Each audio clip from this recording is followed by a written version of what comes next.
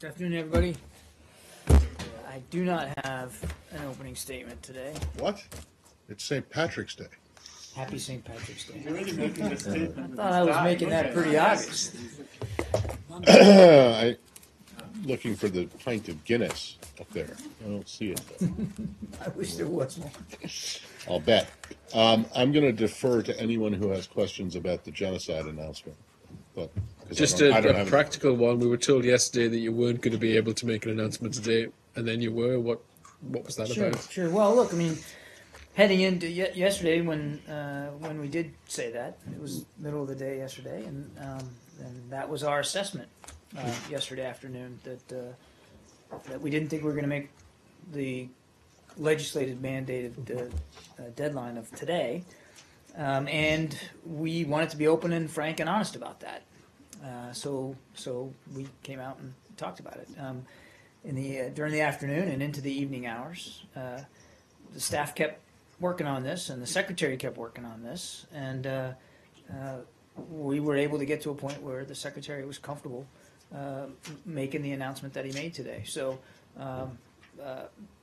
fortunately and happily, we were able to meet the deadline. But it was really just an honest effort to try to be open with you and with the American people about where we thought we were yesterday afternoon. So again, was there we're any glad we made it. interaction with members of Congress in the evening about?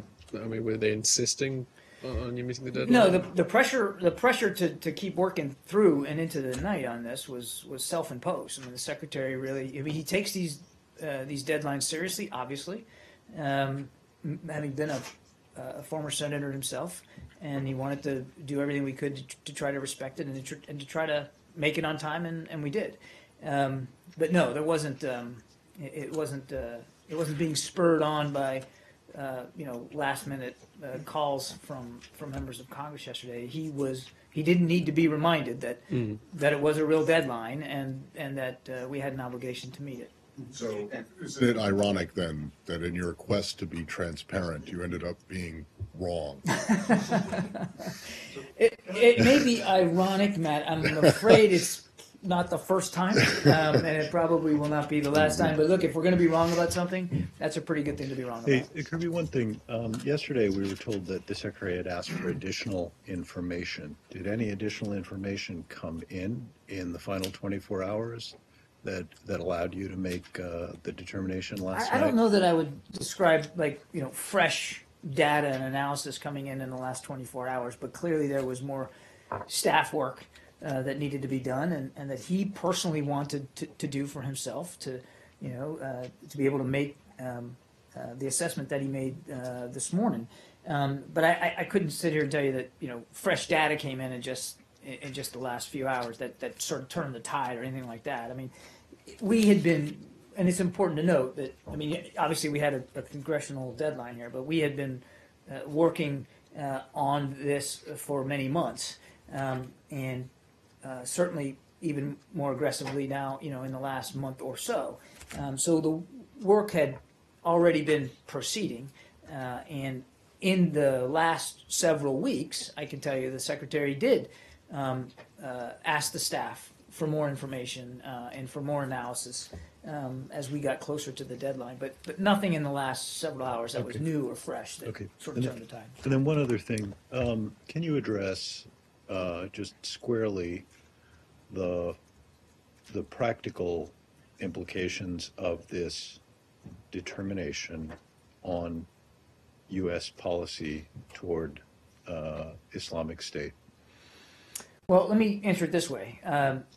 What this determination does is it helps us lay out, for the sake of history, what we all know and have seen this group do to innocent people in Iraq and in Syria. It also recognizes, in a very overt way, the suffering of so many of those individuals, and recognizes that. And number three, we hope that it will help galvanize communities here at home and abroad, as well as non-governmental organizations, galvanize the world, quite frankly, to help us all do more to to defeat this group, as well as to help us continue to collect and analyze information about their atrocities. So those are three real practical results of this. If you're asking me, is it going to change the military strategy against Daesh? I don't foresee that. I would tell you that the president has already decided months ago and ordered the interagency to intensify our efforts against this group, not just militarily, but certainly the military line of effort is one of them, and we have done that. And I think you're going to see that continue. That intensification is not over. So there's been an intense effort here in just the last several months, separate and distinct from the work that got us to this determination today, to go after this group with more energy and with more effort along all the lines of efforts. So that I don't foresee an implication from this determination specifically to the strategy or policy about defeating and destroying this group. And the other thing I would say is that, back in August of 2014, when it was clear they were trying to basically exterminate all the Yazidi residents on Mount Sinjar, that's when the air campaign started against them, August of 2014. And from about that time, we've just been acting as if these are acts of genocide, because clearly that was their intent. They stated it, and they were trying to enact it at Mount Sinjar. So we have, for all practical purposes, treated it as genocide from almost the beginning. So what is intensifying then? I'm sorry, you talked about an intensification that will occur further. What is going to be intensified Well, we've further? certainly intensified the pace and scope of airstrikes, and I'll let the Pentagon talk about that. We've intensified our efforts to try to counter their messaging, and our Undersecretary here, Rick Stengel, for Public Diplomacy, he's working with partners around the world to stand up counter-messaging centers. We have definitely put more pressure on their financial network and revenues. And I think, in just the last couple of months, Afghanistan now has joined the coalition. So there has been an intensification nationally and internationally against this group. I also think, Arshad, that you're going to see that continue. I mean, this is a group that is not the same as it was back in August of 2014. They don't move the same. They don't operate the same. They don't communicate the same. They're having trouble now recruiting and retaining foot soldiers. We're seeing that over and over again. We talked about this the other day in terms of their increased use of child soldiers and trying to chase down defectors. So this is a group that's very much under pressure, and we want to keep them under pressure. In fact, we want to put more on them, and that's why there's these intensifications. So, and I'm sorry to ask this, but I just, I asked you what will intensify further, and you talked about what has intensified the airstrikes, which the Pentagon can talk about, Undersecretary Stengel's efforts to counter the message. But are you saying that all those things are now going to intensify? As a result of today's determination? No, Yes. but they're going to intensify because the president said they were going to Got it. intensify. So Thanks. we are can continue to keep the pressure up on them. But this, as the Secretary said, calling this what it is important, and it's important for other reasons as well. Since Congress apparently thought it was so important to make the determination quickly, are you going to go and ask them now for more resources to help you process refugee applications, since they're obviously going too slowly? Well, look, I'm not going to get ahead of discussions with members of Congress about the refugee program. What I will say is that we're very much committed to the goals that the president has set out for the increase of the acceptance of refugees here into the country, to include 10,000 Syrians by the end of the year, and we're working our way through that. We're very much committed to that. Right, but to be clear, if the Syrians are accepted at the current rate, you're not going to make 10,000 this fiscal year. Well, if you just there have to be some change of strategy or if you just resources. draw out the math based on the past, and it's a linear process, I can't argue with that. But it's not a linear process. Each refugee is vetted individually, and yes, So there it could takes be a some huge time. bubble of them around the corner. Well, look, I mean, I'm not going to. Let's wait and see how we're doing. Towards the end of the year, we are committed to meeting the president's goal, and we're going to keep working at And that. you We feel also you can have do that with your current level of resources on the issue? There are already a lot of resources applied to this, and we're in constant contact, obviously, with Congress about resource implications and needs. I'm not going to get ahead of that discussion right now, but there are a lot of resources already being applied to that effort, as well as to the effort of defeating Daesh. John, in terms of immediate implications, I just want to understand. Suppose you capture a group of ISIS combatants now. Are they going to be treated like, let's say, you did with the Taliban enemy combatants, or are they going to be brought up before an international tribunal? You know, as Well, today's determination is separate and distinct from what national, international legal vehicles might consider. right. Your question, we've actually talked about this before in terms of these expeditionary operations, and I really want to defer to my Pentagon colleagues on this. But as the Pentagon has said, that they're not ruling out the notion that there may be captures of some of these fighters in the future as a result of some of these raids, which is again a representation of the intensification of the efforts against Daesh, but that there wouldn't be a lengthy hold process here. We're not going to be in the business of detainee operations inside Iraq or Syria against this group. I guess my question is: are they enemy combatants or war criminals? And will they be charged? I'm not going to make a legal determination here today. The Secretary's purpose was to affirmatively state the U.S. policy here, which is that these are acts of genocide. And again, I'd say that we have been long acting as if that were the case, based on the efforts that we have applied against this group, militarily and otherwise. If there's going to be this effort to collect evidence, Hang on, don't go to. Is this the same topic? Yeah, Yeah. same Go topic. ahead. Can you help us understand how he made the distinction between ethnic cleansing and genocide? He referred to two groups, Sunnis, Kurds, and others, he said, are suffering from ethnic cleansing. I think people are just curious how he drew those distinctions. Well, first of all, we don't use the phrase lightly, either phrase lightly. And he used them both because we feel both are true. If you just look at what they have done in various places against various ethnicities and religious groups, I think we believe it's beyond dispute that the phrase applies. We said it because it's true, and we didn't use the phrase lightly. Roz? or about the need for all who are concerned about this situation to step up evidence collection of what ISIL is doing in Syria, in Iraq, in other places. Does the administration have a vision for how this information can be used down the road for accountability's sake?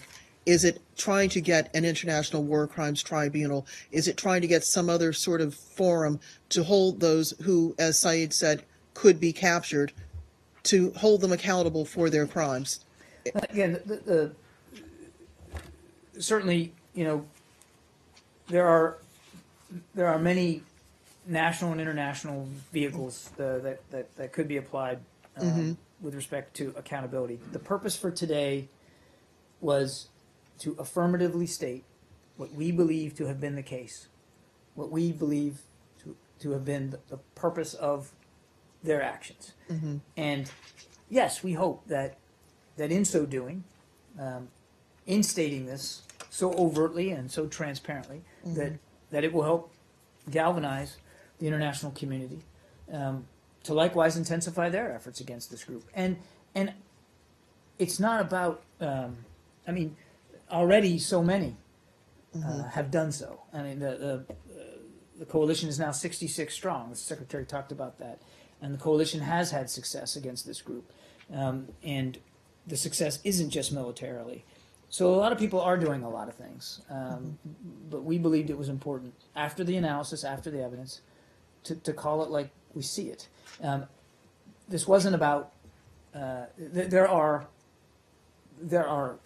national and international legal institutions and vehicles that may be applied, not by other nations too, going forward. The other thing I'd say is it prudent to gather this information? I would say, ask your common Daesh fighter on the ground if he doesn't believe that the coalition is working to hold him to account. They are losing a lot of fighters every month, and they're not just losing them to kinetic action, airstrikes or operations by, like say, the Iraqi security forces on the ground. They're losing them to defection. People are just up and quitting in increasing numbers. So I won't get ahead of legal processes here. That's not my point today. It's not our place today. But I don't want you walking out of here thinking that somehow this group is not already being held to account for what it's done and what it continues to be able to do to innocent people. But would it be correct to say that the U.S. government's view is that it is prudent to gather as much evidence as possible should there be some sort of forum down the road? Certainly, more information could assist the potential for those national or international legal vehicles. There's no question about that. It could be valuable, which is again why we believe calling it genocide. And one of the outcomes and my answer to Arshad was one of the outcomes we hope is that it does energize people to continue to try to contribute to the body of evidence that could be applied by some nations or international bodies. But I wouldn't prejudge any of that right now. And my final question, it has been suggested before that what ISIL has been doing has in fact been genocide. In the run-up to the Secretary making his announcement this morning, was there any consideration about not calling this a genocide? Was there any argument within this building that either there's not enough evidence or that the word shouldn't be used in this particular case, that you have to have met a certain standard for calling a situation genocide? I wouldn't speak specifically to individual opinions expressed in a decision-making process like this. I think you can understand why that wouldn't be an appropriate place for me to go. What matters is the result, and what the Secretary came up here and told you this morning about his judgment, and the judgment supported by the body of work that was done by the staff here at the State Department. We stand behind it, and I think I'd leave it at that. John, I have a couple of follow-ups. One is you talked about the intensification of the air campaign. According to the figures in the air power summary figures of weapons released by month, the number of weapons dropped on ISIL has decreased every month since November, so 4 months in a row until February. November it was 3227. Now it's 2,054, and it decreased in both December and January. So is it fair to say that the air campaign has indeed intensified if you're dropping fewer weapons? I mean, maybe you're dropping bigger ones, I don't know. But these numbers would suggest that, in fact, the air campaign is decreasing, not increasing or intensifying. Haven't seen the numbers there. You could consult the Pentagon for a qualitative assessment here.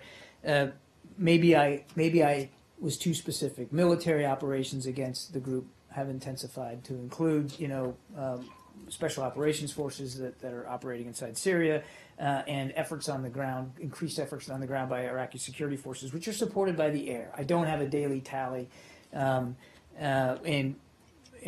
if the numbers have decreased, it could be that there are fewer targets because we have been so effective. But there has been an intensification of effort across the board against this group, and I expect that will continue. And then one other one. In terms of what you hope may come out of this, the Secretary talked about the effort needed to make areas that are become liberated places where groups that have been targeted by genocide, by ISIL for genocide, can perhaps go home and live in safety.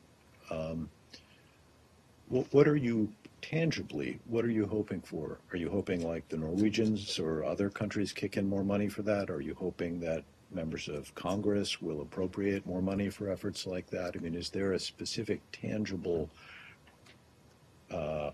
outcome that you have in terms of greater budgetary support, either from the U.S. Congress or from international players on this? Well, we continue to be grateful for the support that we get from the Congress for the resources that we're able to apply to this effort.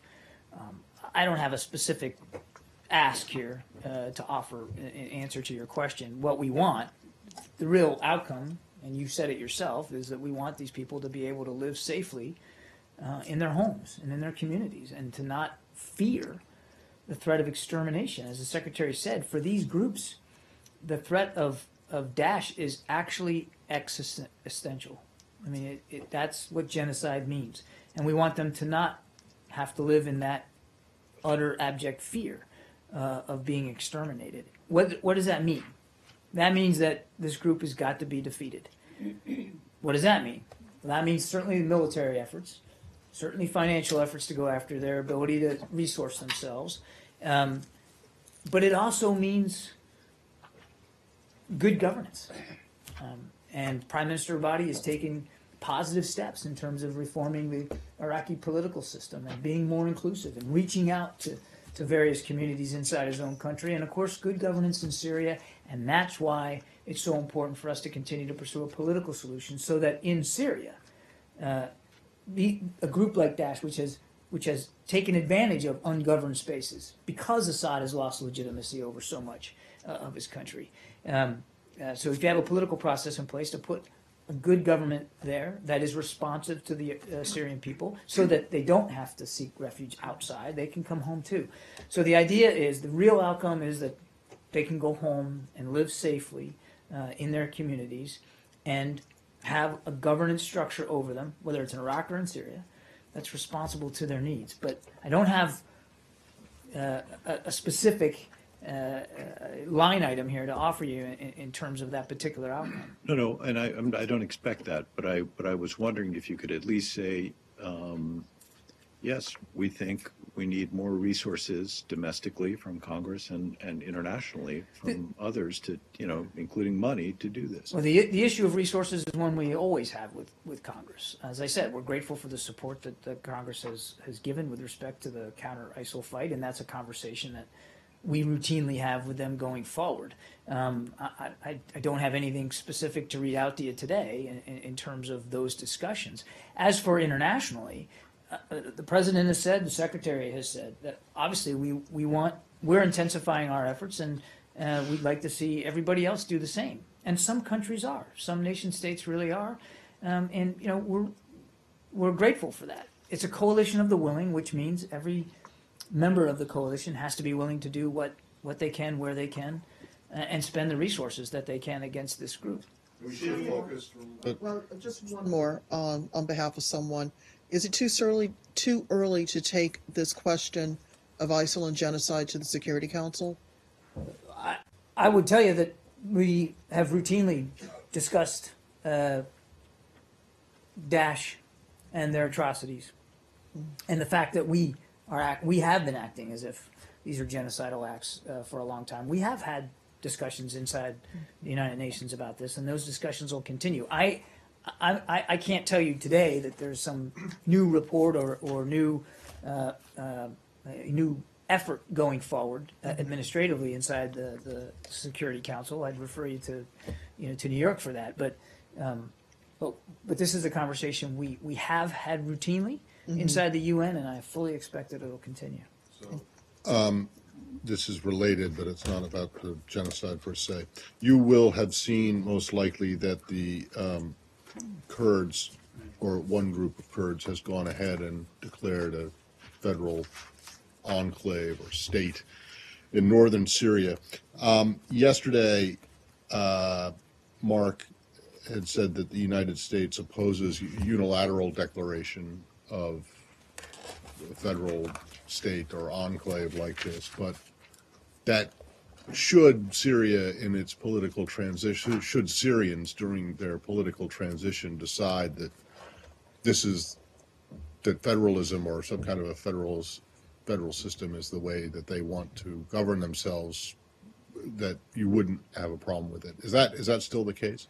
I won't dispute the way Mark put it. I would, again, just reiterate, we don't recognize self-rule, self-autonomous zones inside Syria. We're committed to the unity and territorial integrity of Syria. At the same time, we're focused on advancing this genuine political negotiated transition towards an inclusive government that's able to serve all the interests of Syria. Now, what that government looks like, how it functions, we don't know that right now. And we do want the Syrians themselves to. The reason why these talks are important is so that they can begin to have those kinds of discussions and move forward.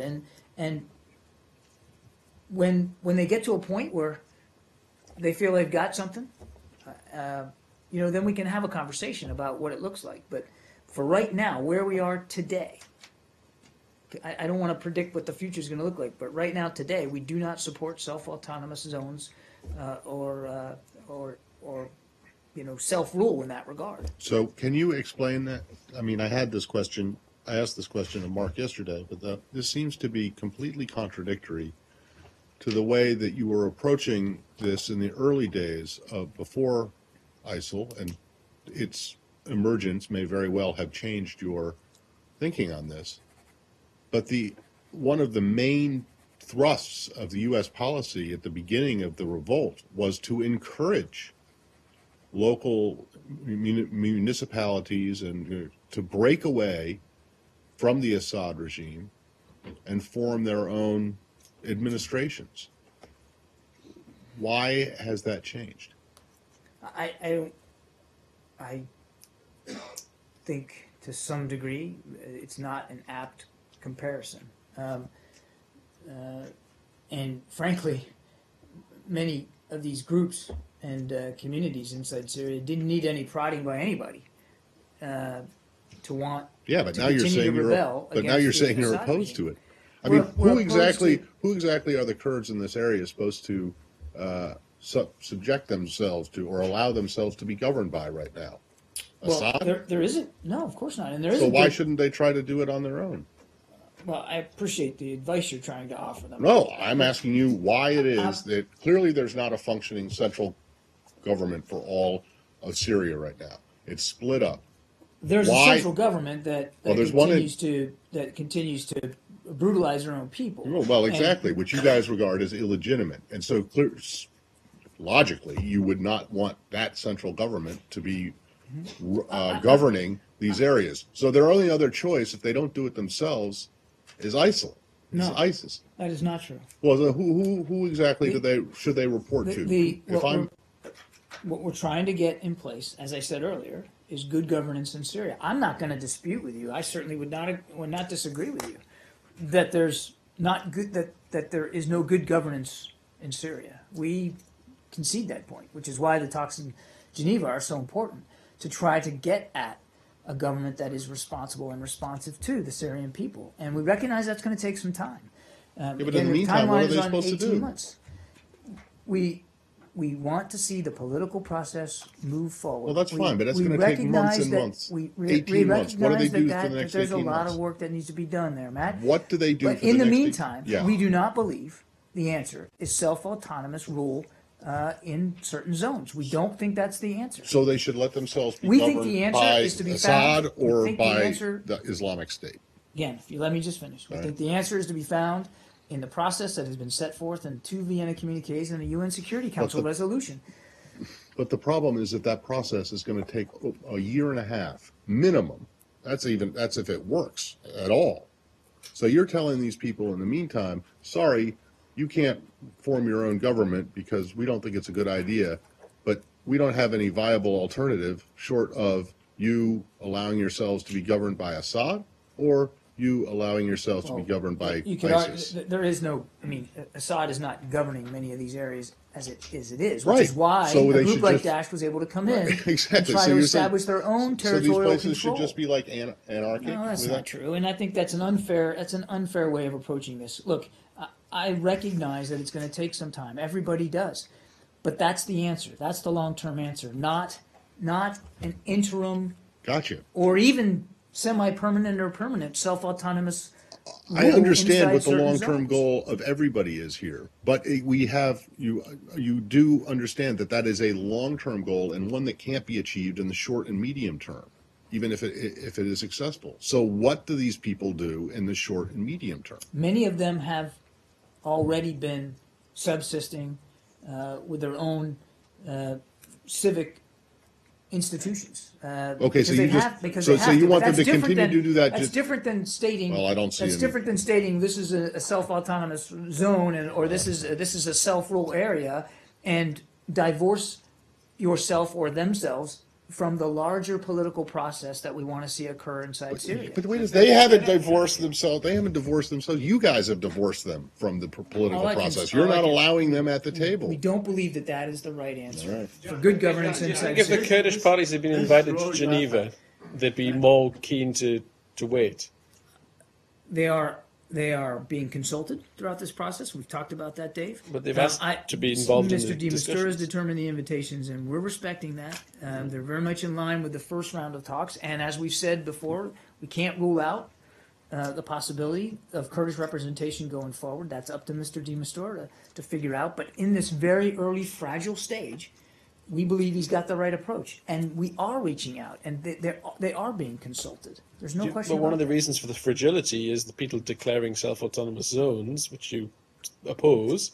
They might have been less likely to go it alone Well, if they'd felt involved in the process. Have you made representations to the Mr. that. They can speak to their motivations. We don't support that as the way ahead. We support the political process that is in place and that by the UN Security Council resolution. We think that's the right answer. And again, they are given voice, and they will continue to be given voice. But it's really going to be up to the UN to determine how that's done. John, on the point that Matt was raising, it's called Rojava. It is composed of 3 districts, and it's areas that the Syrian army has withdrawn long time ago. So they do have in place a system of governance and so on, with the implicit agreement of the regime in effect. So you are saying that go on until you can do what you're doing, which is really some sort of an autonomy, until such time when there is a resolution. Is that No, what you're I'm telling me? talking about communities that are taking care of each other in absence of any central or regional government structure. That's going to happen, and there are some inherent benefits to that. That's different than saying this zone, this area is now self-ruled or semi-autonomous, and we don't support that approach. Okay, let me just ask you the question this way. Suppose, this is an area that does not have regime forces. It is probably surrounded or at the border of ISIS or Daesh.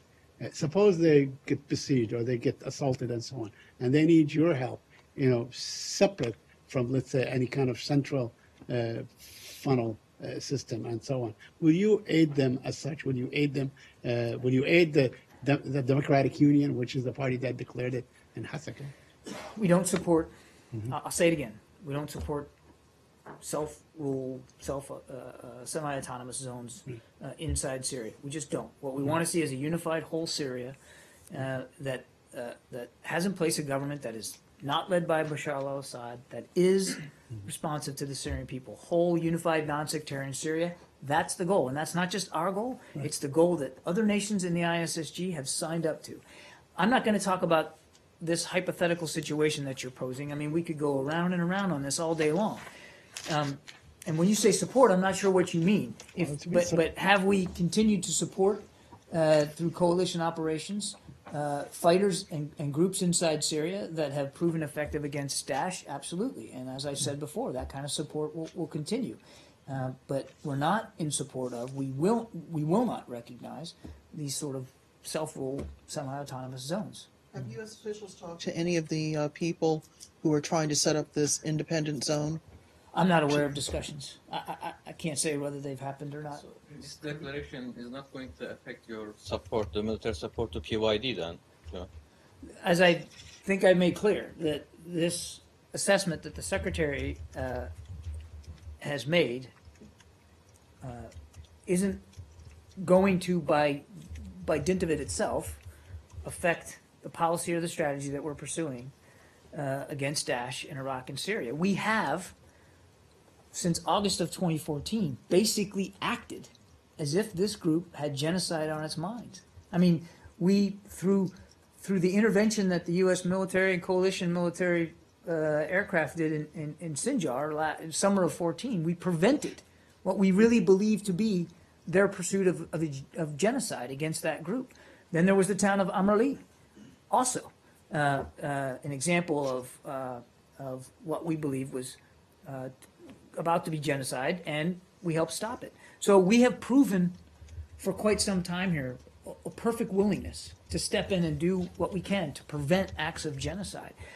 So the question of, well, this has no effect on it, I would push back on that and say, is it going to trigger something new? No. But it very much is part and parcel of the way we've been thinking about this conflict for nigh on more than a year. Are we off this topic? One on this, maybe I missed it, but Mark yesterday said that if it was the will of the Syrian people as negotiated by their representatives to have a federal system, that the United States could accept that if that was ultimately their chosen outcome. Is that still your policy? I think we'd have to wait and see what the outcome of this transitional process is. I mean, I can't predict what it's going to look like. And when you say federal, you and I might think something different than federal. We're not interested in self-rule, self-autonomous zones. That can be a completely different thing than a federal system. We have a federal system here in the United States that I don't think anybody would argue is about self-autonomy. It would just depend, and I think it would be a fruitless exercise right now at this early stage in the process to speculate about what it might look like. Never been to Texas or Alaska, have you? Can I? Let me ask the same question I put to Mark then. So, the political transition in Geneva, the Syrians are free to come up with whatever kind of system they want. It's up to them to decide, but the United States says they can't have Assad as their leader, and they can't have a federal system of any sort. How is that leaving it up to the Syrians to decide how they're going to govern themselves? More than that. Huh? Okay. Yeah? Let's take it piece by piece.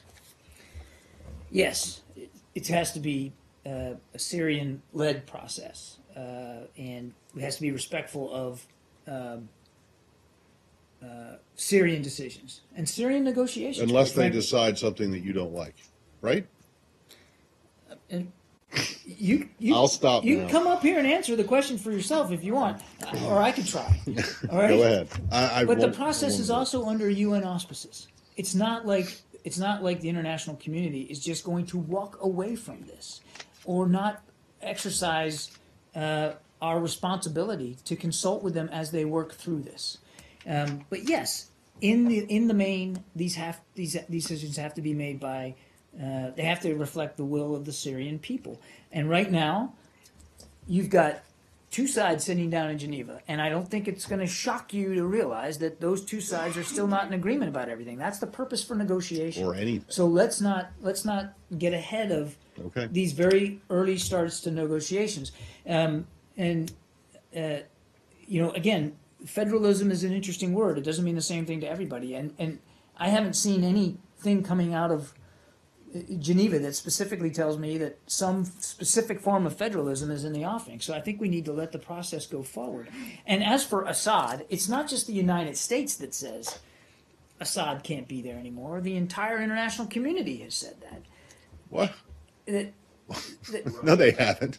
The Russians the say that? international community has asserted that what needs to happen is, I know, government mutual consent. I know The where you're gonna Iranians go with haven't this. said that. I know where you're going to go with this.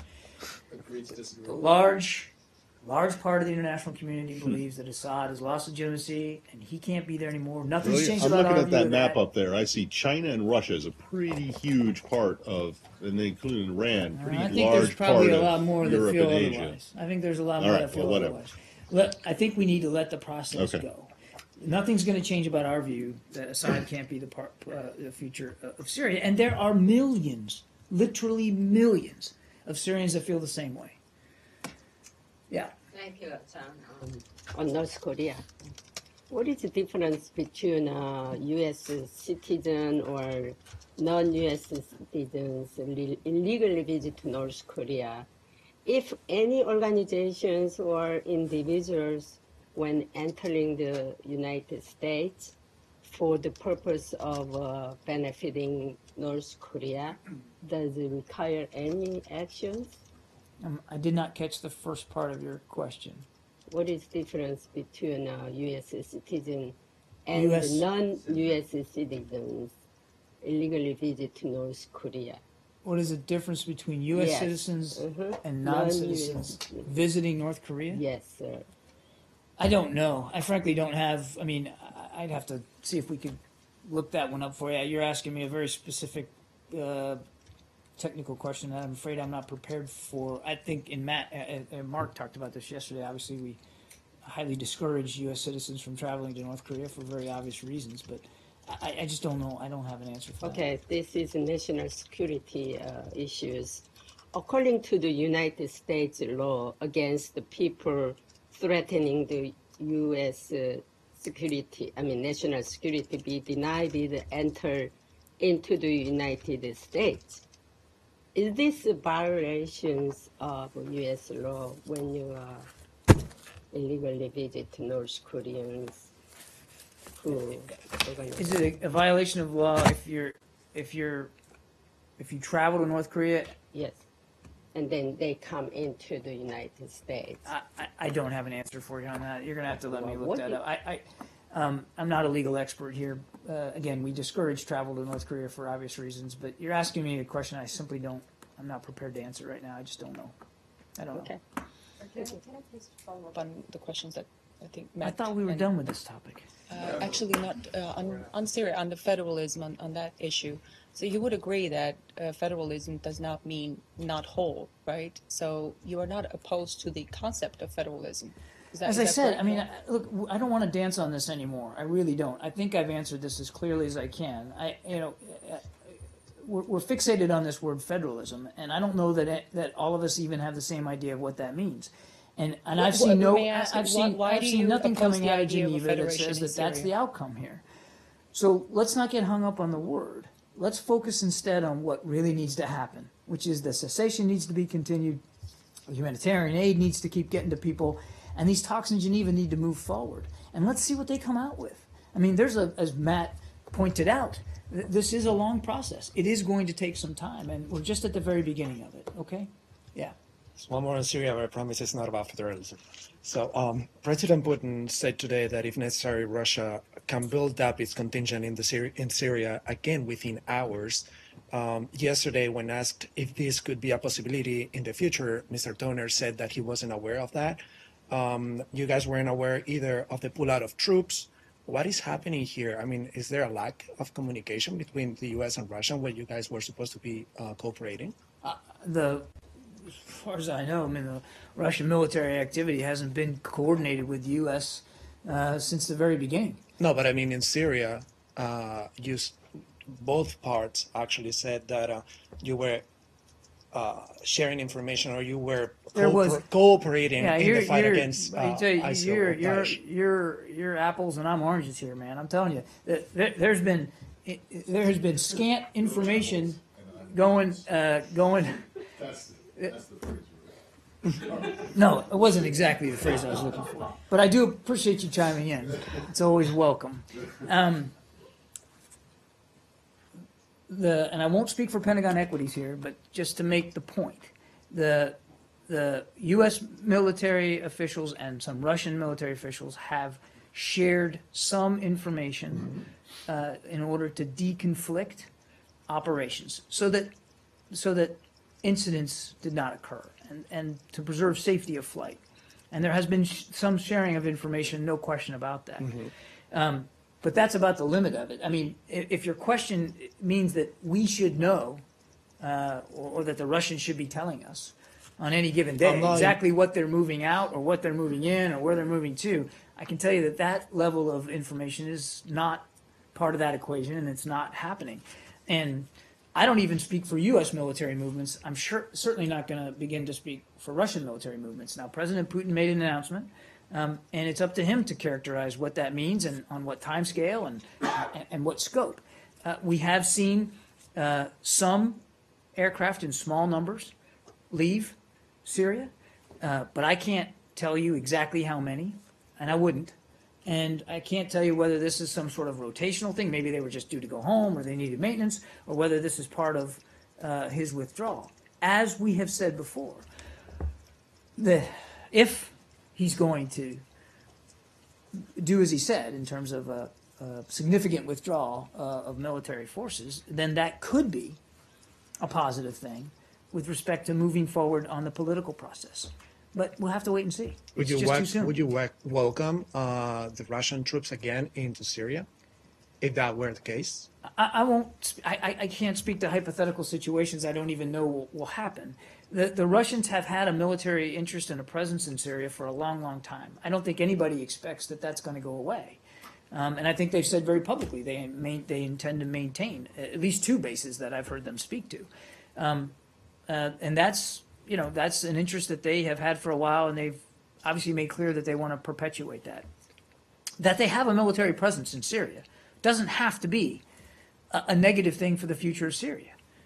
If that military presence is, as we've said before, is directed against Daesh, and if the Russians continue to play the role that they have played, quite frankly, a very helpful role in the political process, trying to get a political solution going. But I can't answer your specific hypothetical. You're asking me to characterize good or bad, and the answer is, as much as you'll hate it, is it would depend, and we'd have to get to that point, and then we can have that discussion about what they're doing. As we've long said of our own military footprint in various places, it's not just the size of the footprint that matters, although size does have an effect on outcomes. It's also what that footprint's doing. How are they? What military missions are they accomplishing? And again, we just have to wait and see. Well, I can tell you, what we said, militarily, if they wanted to devote all their energies to going after Daesh, well, we would welcome that. We would think that would be helpful. But again, we have to wait and see. Let me ask one last question. What is the level of cooperation between the U.S. and Russia at this point? Militarily, I think I'd point you to my Pentagon colleagues. I simply don't have a very specific knowledge about that. As I understand it, it's limited to a rudimentary sharing of information for safety of flight and for preservation of the cessation of hostilities. There are discussions, obviously, inside the task force. We're co-chairs with the Russians on the cessation. So there is some sharing of information to make sure that the cessation is still being implemented, and it is. But beyond that, I'm afraid I don't have much detail. I mean, I'd really refer you over to the Pentagon. Do you have any update on the alleged American being held by the Kurds, the Peshmerga? I do not. I don't have an update on that. And Yeah, go ahead. On Ukraine? Yes.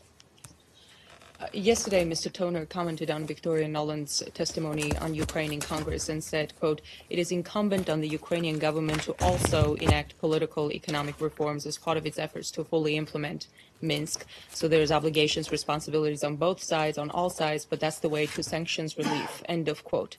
It's been more than a year now since Minsk agreement ceasefire has largely been holding, and eastern Ukraine has been waiting for Kiev to deliver that ultimate political resolution to this conflict, which would be a constitutional reform, decentralization, local elections, all of which Kiev agreed to, but more than a year later has not delivered. So sanctions against Russia are now tied to what Kiev may or may not do. Do you think it's fair?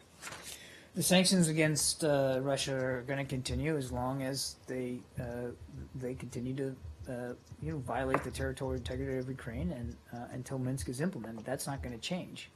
So you're asking me, is it fair? It's not about fair or not. It's about keeping those sanctions in place and keeping that pressure on until Russia is in full compliance with its obligations. And we've long said, Only Russia? We've long said that we believe that Ukraine still has work to do on the political reform front, and I can assure you that we continue to press that case. Ukraine too has obligations under this agreement. So according to the State Department, the sanctions relief depends on the full implementation of the Minsk agreement. So if Kiev is not doing its part and Minsk agreements are not fully implemented, do you punish Russia?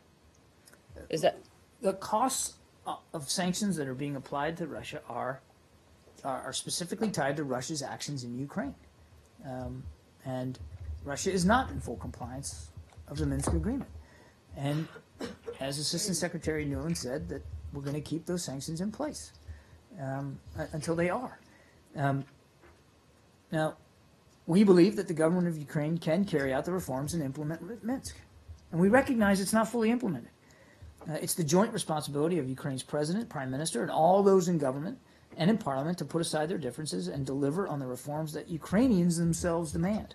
And we believe they will do so, and we will continue to monitor this and press that case as aggressively as we have.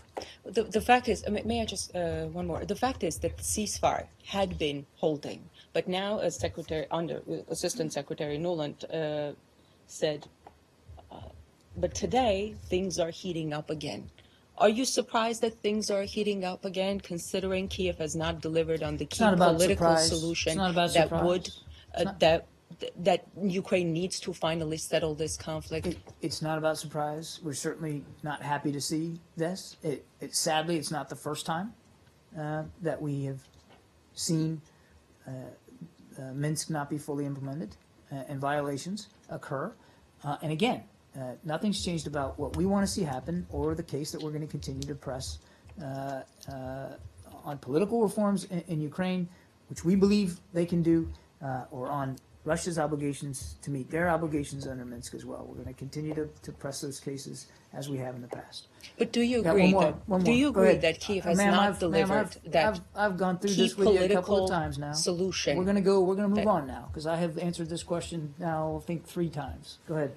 Thank you. The question is, as Secretary said, there's a genocide against Yazidis, Christians, and Shia Muslims. He did not specify which Christian ethnic groups particularly. Could you please be more specific on that? I'm not going to be more specific because he wasn't more specific, and there's not a need to be more specific. We have seen various Christian communities suffer violent atrocities at the hands of Daesh. When you say various, what do you mean? I'm not going to be more specific because there's no need to be more specific. We have made the determination that Christian groups, Shia groups, certainly Yazidis, have been victims of genocidal acts, genocide by Daesh. And that's as specific as we need to be in this case. The Congress passed a resolution unanimously which specifies Armenian and Assyrian ethnic groups. Would you agree with that? Is your position in line with the Congress's position? I think I'm going to leave it where the Secretary left it today, and I think that's the appropriate level. I get a couple extremely brief ones. One is, you've seen that the Germans have closed their embassy and consulate in Turkey today. Do you have is the U.S. aware of the threat that caused them to do that, and are you planning to take similar measures? That's the first one. I've seen the reports. I can't speak for their reasons to do it. Ours remains open. Obviously, security is something we're constantly monitoring, evaluating, and if we have a decision to announce, we will. Secondly, can you say whether or not the Secretary has received a letter on Honduras that was sent, and the murders of these activists was sent, I believe, either yesterday or the day before, asking for the U.S. to support independent investigation into... We continue to call upon the Honduran government to conduct a prompt, thorough, and transparent investigation. Right, but you're stopping short of calling for an independent investigation. I just wondered, do you know if he's got the letter? I know we're in receipt of the letter. Okay. I do not know if there's been a response. And then the last one, and this may be the first time that you've been asked about this, but are you aware of the big fight that's going on right now between Morocco and Ban Ki-moon over Western Sahara? The status of Western Sahara. Have you ever been asked about Western Sahara? This is your main... Hang on a second, I might actually have something on that. Yeah. Carrying a pound of paperwork about Sahara for weeks.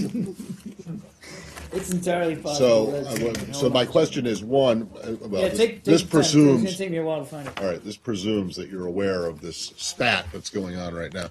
And if you are, I'm wondering if the United States takes a position on this, or takes a side, if you side with Ban Ki-moon or if you side with the government of Morocco. Matt, I know I've got it here somewhere, but rather than hold everybody up, let me get back to you on that. Thank you. Yemen, then. We asked Mark a couple of days ago about the airstrike on the market, and at the time he said he was aware of reports but couldn't go very far in talking about them. Since then, the UN has said the death toll has risen considerably. They're talking about large numbers of civilians, and they're demanding an explanation. Obviously, the Secretary was in Saudi Arabia recently. The President's going soon. Have you had any communications with Saudi Arabia about the airstrike? And we've seen the reports. Obviously, concerned by any military activity in Syria that could or has caused Yemen. I'm sorry. In Yemen, thank you for correcting me. That may have caused civilian casualties or damage to civilian infrastructure. We are in routine touch with leaders of the Saudi-led coalition on matters like this. I don't have anything specific for this particular strike, but obviously any loss of civilian life is a serious issue that we will continue to raise with the Saudi-led coalition there. But I just don't have additional details right now. Thanks, everybody.